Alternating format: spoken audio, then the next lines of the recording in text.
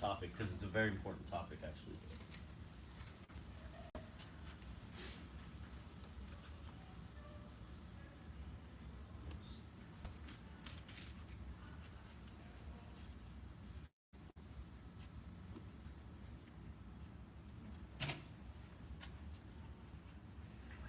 Okay, Alhamdulillah wa salatu wa salam ala Rasulillah sallallahu alayhi wa sallam wa alihi wa ashabihi ajma'in.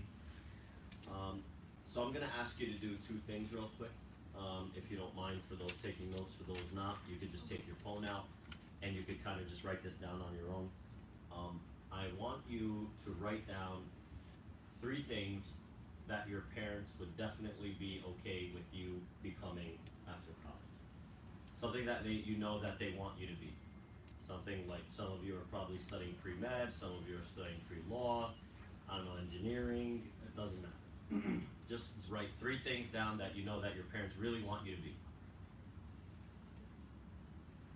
First one's usually the easiest because that's probably what you're studying anyway. And when you're done with that, I want you to write down three things that you really want to be actually.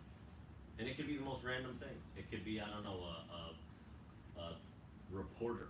I don't know. It just doesn't matter. Just three things that you actually really want to be, that you aspire to be. Maybe quite different from what your parents want, which is okay. You're not sinning, so you're fine.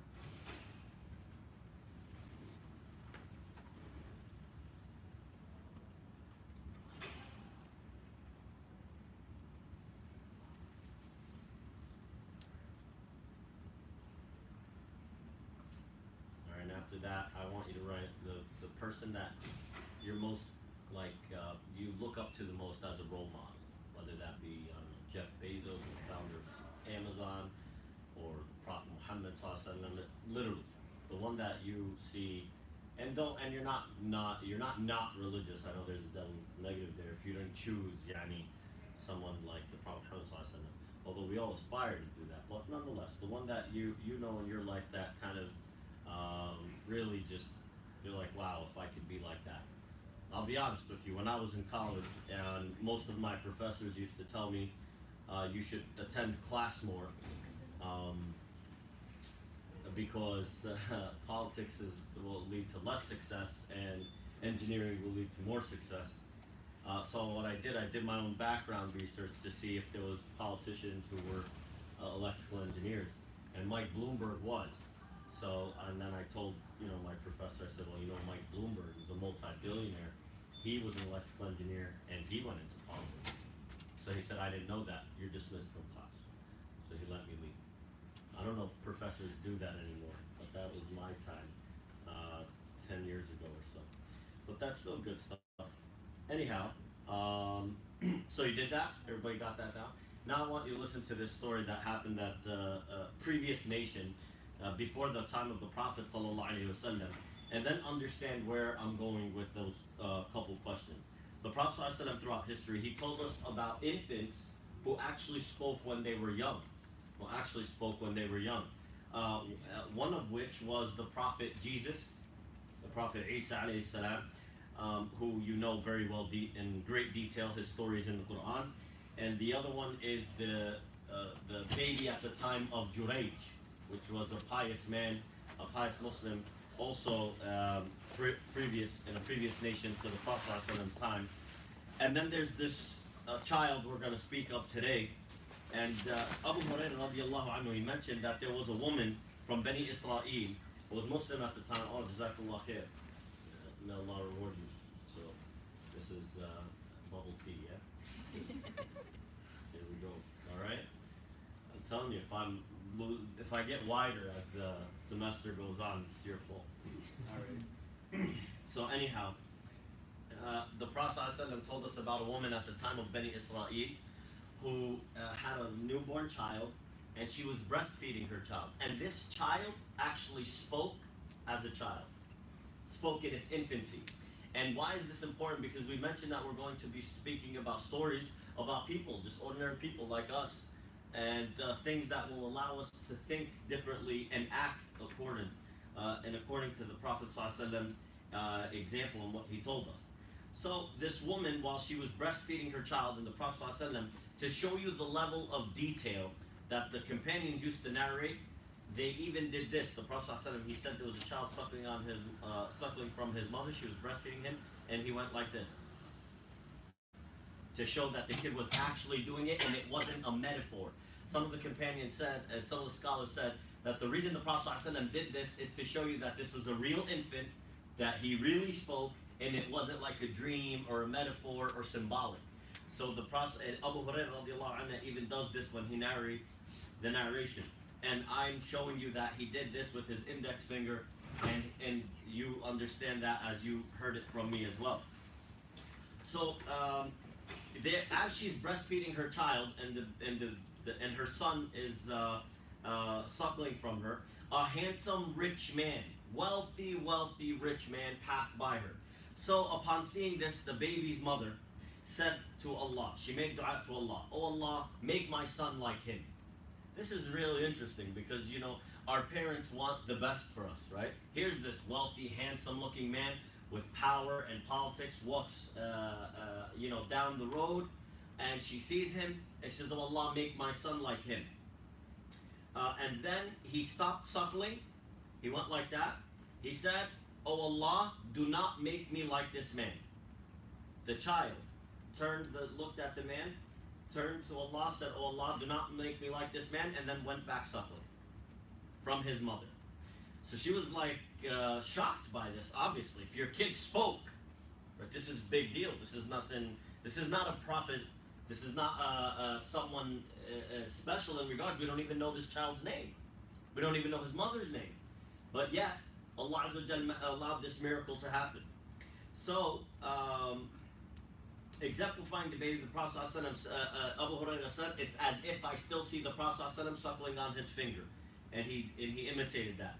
Then the mother and the child passed by a female slave. As she passed by the female slave, the woman said, she's walking in the streets, if you will, and there's some more details in a version of Sahih Muslim, that as they passed by the female slave, this female slave was getting whipped, and she was getting beaten. And this was because the people were saying about her, "You stole and you committed fornication." This female slave, she was a servant. At the time, you were allowed to have servants. And Islam, alhamdulillah, eradicated all of those people who were unjustly put into slavery, if you will.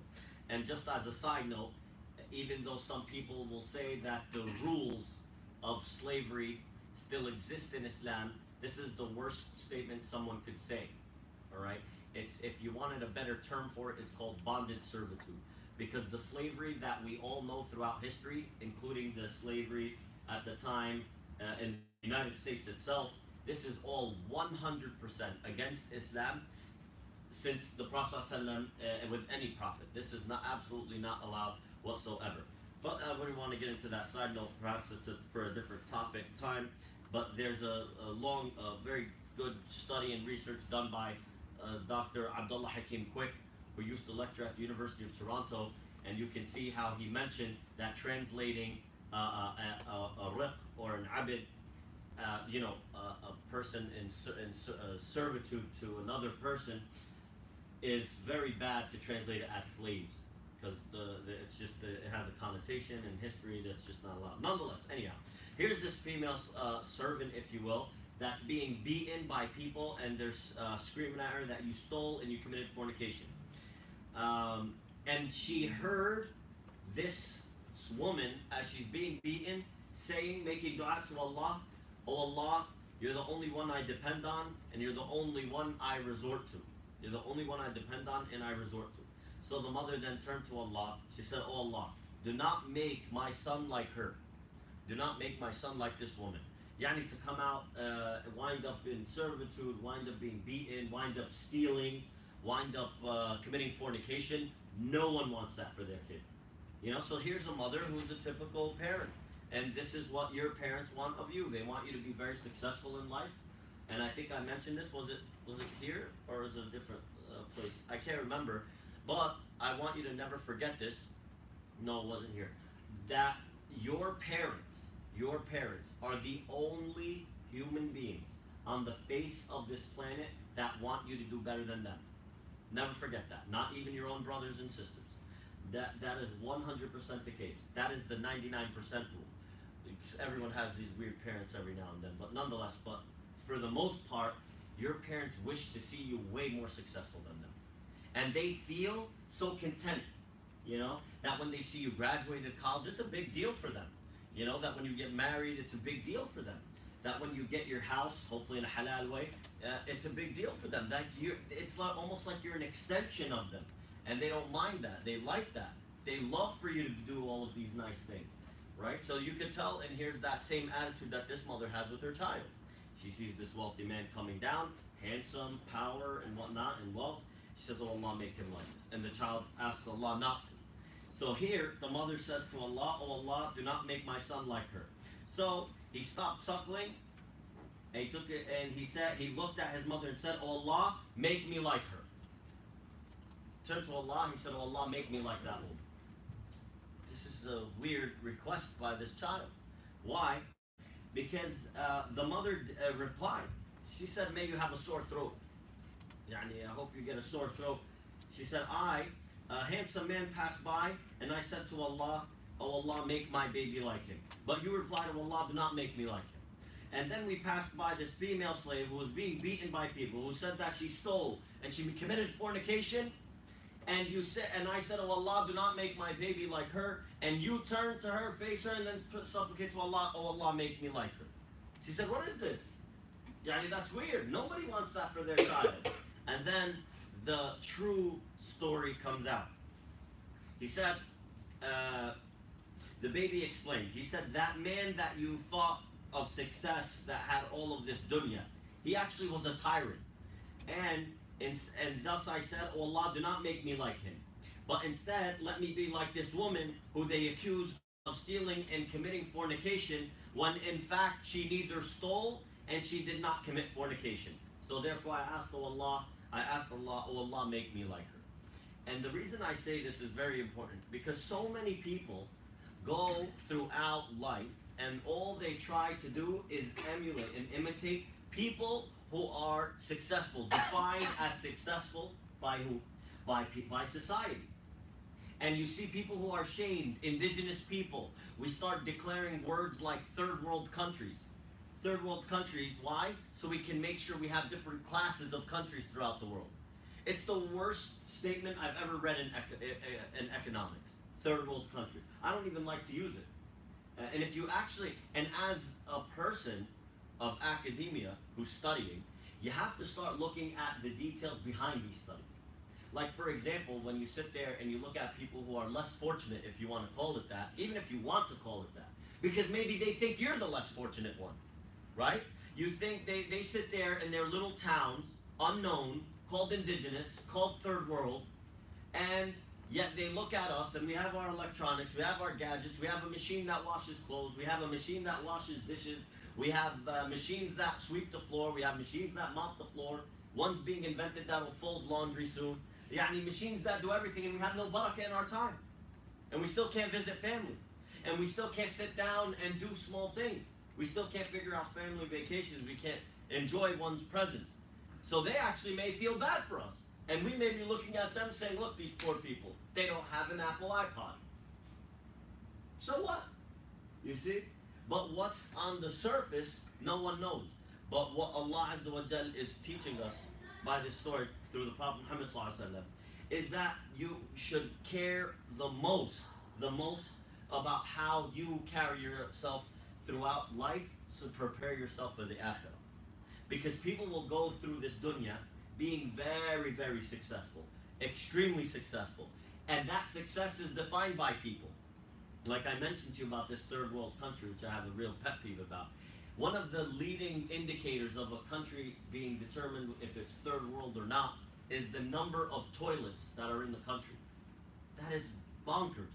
And I absolutely mean it. It's insane that, well, if they have X amount of toilets, they've been moved up to this, or they've been shifted. Toilets, people. And then you might come back and say, wow, yeah, that's insane. Because we should never be mistakenly going throughout life saying, you know what, I want to be like Mike Bloomberg or Jeff Bezos or Donald Trump or whoever. What you should go throughout life is saying, oh Allah, make me a humble servant that no matter what you give me, I show gratitude and thanks in return. And whether that is the equivalent of the wealth of a multi-trillionaire, like some of the studies have actually shown that the most successful, the most rich human that ever stepped foot on earth, which obviously we disagree with the study because it clearly we know that Sulaiman alayhi salam was the wealthiest to ever live after him. But nonetheless, there was a man by the name of Mansa Musa. Obviously, if you don't know who this man was, he's actually a Muslim king. And if you Google Mansa Musa, you can easily look up and it'll say the actual wealthiest man to ever step foot on the earth. But yet we know of other stories that were perhaps wealthier than him. That Allah mentions about Qarun in the Quran. And Qarun, the Prophet, Allah mentioned in the Quran that you needed caravans and a great amount of men to just carry the keys to his treasures. Allah didn't describe his treasures. Allah said a great number of men were needed to carry his keys for his treasures. That's a lot. And don't think like, oh, he was retarded that he decided to put this massive key and there was these like huge keys. No, keys for his treasures. How much money and wealth did this man accumulate in his lifetime that he needed many men to carry his caravan of keys for the treasures? And yet Allah speaks about Qarun in the worst of terms in the Quran. That he says about him that when it was asked about his success and what led him to all of this and to give to the people from his wealth, he says, this is all from me. This is my doing. So on the outskirt, from what we can see, we look at it and we see that this person is so nice and he's wealthy and this. And it turns out that there's this ugliness inside him. And so your role model in life that your parents want you to be may be fine. But if you're going to do that with the idea and the thinking that you're now this pompous person that's better than other people, then this has ruined your akhirah. I know two things. One, there was actually a guy, a shab, a young youth who was just graduated college, and his father continued to pressure him to study a particular subject, but he really disliked that thing. He really didn't want to study mechanical engineering, but he studied it and he studied it and he studied it, and he just hated studying it so much. But his father pretty much told him, well, you're pretty much not my son if you don't study this particular thing. Alhamdulillah, I don't think anyone is in that predicament. I hope not. So he studied and studied and studied until he finally graduated. But then look at how ugly this particular thing happened. He took his degree. His father, this is the day that his father's so proud, his family's happy, and they're about to throw him a nice little celebration or party. He takes his degree, he throws it on the kitchen table. He said, here, that's what you forced me to do for the last 5 years. Now I'm gonna go do what I want. And he literally walked out of the house. And he didn't come back for quite some time. And this is because this degree he didn't focus on birrul walidain, rather he focused on just what the dunya is about. Success has a lot of different paths. The Prophet ﷺ, when Allah Azza wa spoke in the Quran, in chapter 6, verse 153, when Allah Azza wa said, وَأَنَّ هَذَا صِرَاطِي مُسْتَقِيمًا فَاتَّبِعُوهُ وَلَا تَتَّبِعُوا السُّبُلَ فَتَفَرَّقَ بِكُمْ عَنْ سَبِيلِهِ. That Allah Azza wa said, and verily this is my straight path, so follow it. And follow no other paths, for they will separate you from His path, from Allah's path. So the Prophet ﷺ, in explaining this, he actually drew a line in the sand. And he said, this is the path of Allah. And then he drew different paths coming off of that. And he said, and these are the paths of the shayateen. Every one of them will try to lead you to a different path all throughout your life. But you have to kind of block that out. That if the reason that you're doing what you're doing right now, you say, oh Allah, I'm doing it for birrul walidain, I'm doing it to study so that I can be successful, but the key thing is success in the akhirah. Don't worry about necessarily only what's in the dunya. Okay? There was a medical doctor who I met, and this particular individual wasn't really getting many offers after they graduated. So they said, in speaking about this, because I want you to think to really keep yourself where you need to be, they said the following, and this really shocked me. They said these people should be kissing my feet so that I could work for them. I'm a medical doctor, and I studied very hard, and if they want me to, it's backwards, this system that I need to apply to them, rather they should be recruiting me. This is an actual statement I heard from a person who graduated with their MD degree. And what do you think of this person? This person is supposed to go into that field with the idea that they're helping other people, that they're trying to care for elderly, sick, and whoever. And yet this is the attitude that these people have. Obviously it's not all of them, but this is what I want you to take a step back and ask yourself. The role model that you aim to achieve to be, is it in fact a good one that you've chosen? And is it in the outskirts? If you really want to be like someone, then know who they are.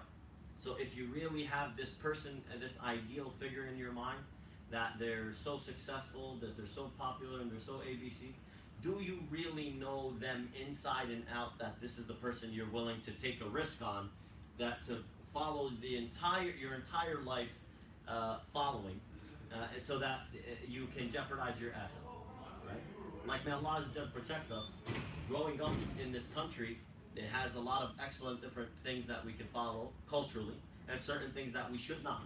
Like, for example, just probably, what was it, last year, that some Muslim girl, she was inspired by Playboy models. And so she decides to become a Playboy model, but with hijab. And then we just had this last issue that you found in the media, where there's a girl who decides to go on a television series, and then she decides to have fornication with her pretend husband, acting in the middle of a series, and she's a Muslim. Well, I mean, because she wanted to be an actress her whole life. Well, this is part of the business. This is how it goes.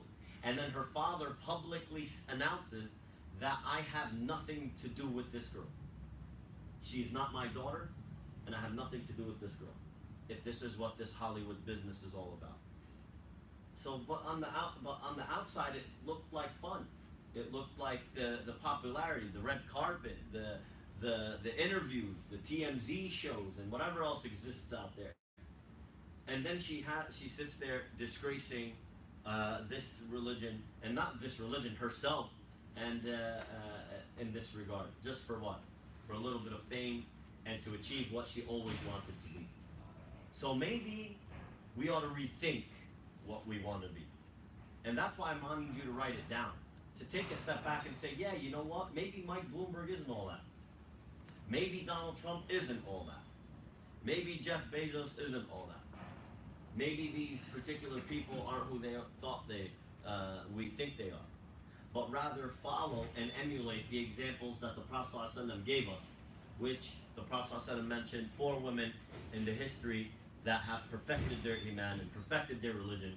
And he mentioned that it was Maryam, it was Asya, it was Aisha, and it was, I believe it was Fatima or Khadija that he mentioned. Khadija, I believe.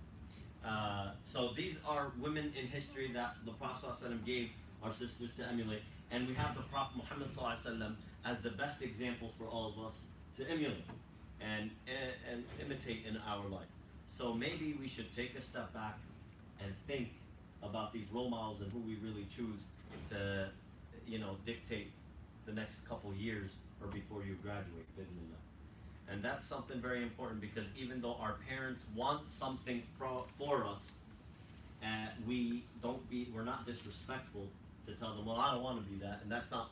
You're also very wise on how you bring it up to tell them, I think becoming this particular thing will be better for my dunya and my akhirah. You see, bring it up in a different manner. And Allah Azza wa Jalla knows best. And I hope that Allah Azza wa Jalla will always allow us to please our parents. And I hope that when Allah grants us children, He allows us to always want the best for them as well. That we always consistently remind them about the akhirah and not just follow the dunya, because on the face of it, it might look so fun. Does anybody have any questions? Next week, we're going to actually be talking about a very interesting topic. It's justice in Islam. Justice. Al-Adl. Which is very interesting. That's why I tried to leave that one for next week. And this one kind of lead into that. I do have a question. Yeah. On the subject of if your parent has a demand of you to study such it's a neutral demand. It's not something that is like great. It's not something that's like, for example, studying a subject. Yeah. And you just don't want to do it. Can you just refuse? So yeah, you don't refuse, but two things I'll say. One, if what they're requesting is not it's not unattainable, it's realistic, and you can see yourself doing it, no problem, then why not? But if something you just really despise, like I know some parents, they want their child to go into cybersecurity. I've seen that. Oh, that's where the money is. It's very successful. We're going to be praying Maghrib now. And the child literally hates coding. He doesn't want to go into cybersecurity, any of that business. And he sat with his dad, but he sat with him in a adult manner. You have to sit with your parents like a friendship at this level in your life.